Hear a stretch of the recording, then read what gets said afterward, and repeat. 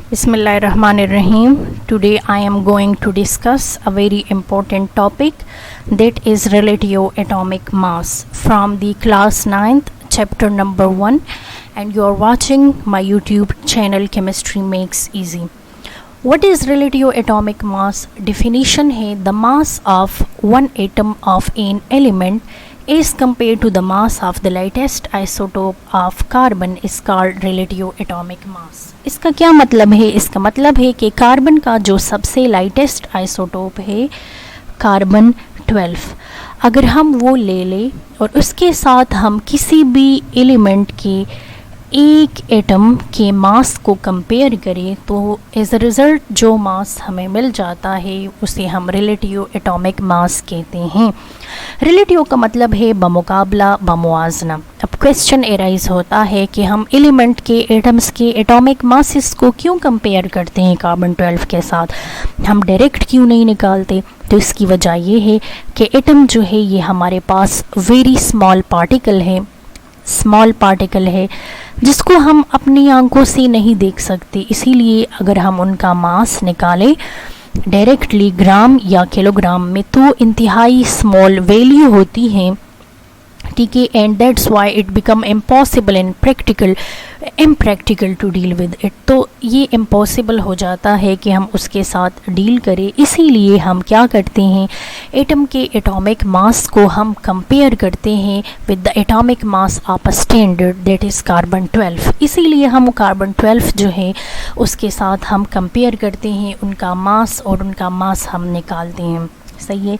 अब कार्बन 12 जो है स्टैंडर्ड है, तो स्टैंडर्ड का क्या मतलब होता है? स्टैंडर्ड का मतलब होता है एग्रीमेंट। ये साइंटिस्ट्स के दरमियान एक एग्रीमेंट होता है जिसको सब ने माना होता है।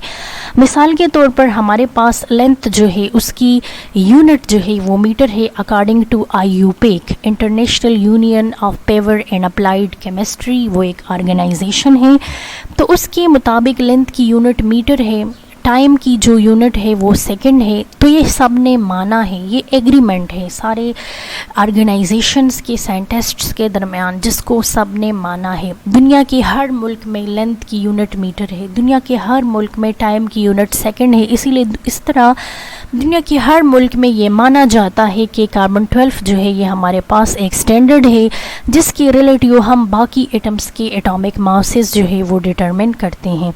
अब क्वेश्चन अराइज होता है कि पीरियोडिक टेबल में तो बहुत ज़्यादा एलिमेंट्स है, इस तरह कार्बन 12 के भी कार्बन 13 और कार्बन 14 आइसोटोप्स भी है, उनको क्यों एज अ स्टैंडर्ड नहीं लिया? कार्बन 12 को क्यों एज अ स्टैंडर्ड लिया? तो इसकी एक वजह है। इसकी वजह ये है कि कार्बन 12 जो है it is the most abundant isotope. ये बहुत ही ज़्यादा अबंडेंट है, नेचर में ये बहुत ज़्यादा है। तो जो चीज़ नेचर में अबंडेंट होती है वो मोस्ट स्टेबल होती है। कार्बन 12 जो है ये ज़्यादा स्टेबल है और इसके अलावा ये एग्जिस्ट करता है इन सॉलिड फॉर्म में, ये सॉलिड फॉर्म में भी एग्जिस्ट करता है। इसीलिए due to these 3 points it is easy to deal with it as a standard. हम इसके साथ डील बहुत आसानी से कर सकते हैं। हमें पता है कि कार्बन 12 जो है उसका एटॉमिक नंबर 6 है, इसका जो मास नंबर है वो 6 है क्योंकि इसमें 6 इलेक्ट्रॉन है, ठीक है, 6 प्रोटॉन है और इसमें 6 न्यूट्रॉन है, ठीक है। एटॉमिक नंबर इसका 6 है, मास नंबर जो है इसका 12 है, इक्वल टू 12। इसका मास नंबर जो है वो हमारे पास 12 है, ठीक है। Atomic masses of all elements are determine relative to 1/12 of the mass of carbon 12 isotopes. जितने भी एलिमेंट है उनके एटॉमिक मासेस को हम डिटरमिन करते हैं with respect to carbon 12 isotope, ठीक है, to the 1/12 of the mass of carbon 12 isotope, ठीक है। 1/12 का क्या मतलब है? हमें पता है कि कार्बन जो है उसका मैंने आप लोगों को बताया कि इसका जो एटॉमिक मास है वो हमारे पास 12 है, ठीक है, 12 AMU है, ठीक है।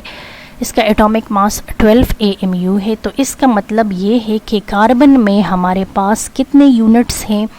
कार्बन में हमारे पास जो है 12 यूनिट्स हैं, ठीक है। इसका मतलब है कि कार्बन में हमारे पास 12 यूनिट्स हैं, सही है। ये एक पलड़ा है, सही है, इसमें मैंने कार्बन 12 डाला है, तो कार्बन 12 में कितने यूनिट्स है? 1 2 3 4 5 6 7 7 8 9 10 11 12। इसका मतलब है कि कार्बन में 12 यूनिट्स है। ठीक है, इनमें से इस 1 यूनिट को, एक यूनिट को हम क्या कहते हैं? ठीक है, ये टोटल 12 यूनिट्स हैं, तो इस एक यूनिट को यानी 1/12 को, ठीक है, 12 में से 1 यूनिट का मतलब है 1/12, इस 1 यूनिट को हम 1 AMU कहते हैं। सही है, कार्बन, मज़ीद दोबारा समझे, कार्बन का मास नंबर 12 है, इसका मतलब है कि कार्बन जो है इसमें 12 यूनिट्स हैं। कितने यूनिट्स हैं? 12। मैंने यहाँ पर कार्बन 12 लिया, कार्बन 12 में 12 यूनिट्स हैं। ठीक है, इन 12 में से 1 यूनिट को यानी 1/12 को हम 1 AMU कहते हैं। सही है, अब हम ये फाइंड करते हैं कि हम जो है विद रिस्पेक्ट टू कार्बन 12 बाकी एलिमेंट्स का रिलेटिव एटॉमिक मास किस तरह फाइंड करते हैं। ठीक है, एग्जांपल है मेरे पास जो है, मिसाल के तौर पर मैं जो है ऑक्सीजन का रिलेटिव एटॉमिक मास फाइंड करना चाहती हूँ, तो मैं क्या कर लूँगी, मैं यहाँ पे मैंने ले लिया एक बैलेंस। ठीक है, यहाँ पर मैंने क्या डाला, यहाँ पर मैंने ऑक्सीजन डाला। ठीक है, अब मैं क्या करूँगी, यहाँ पर मैंने ऑक्सीजन डाला, अब मैं दूसरे पलड़े में कार्बन के यूनिट्स डालूँगी। ठीक है, मैंने कार्बन के 12 यूनिट्स यहाँ पर मैं डाल रही हूँ, 1 2 3 2 3 4 5 6 7 8 9 10 11 12। ठीक है, 11 और 12 मैंने कार्बन के 12 यूनिट्स यहाँ पर डाल लिए।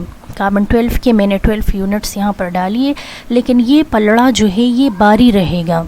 ठीक है, ये पलड़ा बारी रहेगा, इसका मतलब है कि ऑक्सीजन कार्बन 12 से हैवी है। अब मैं यहाँ कार्बन के मज़ीद यूनिट्स डालूँगी, तो 12 मैंने डालिए, 13 14 15 16। ठीक है, 4 यूनिट्स कार्बन के मैंने मज़ीद डाले, तो अब क्या हो जाएगा, यहाँ पर जो नीडल होगा वो बिल्कुल सीधा हो जाएगा और ये दोनों पलड़े एक दूसरे के बराबर हो जाएंगे।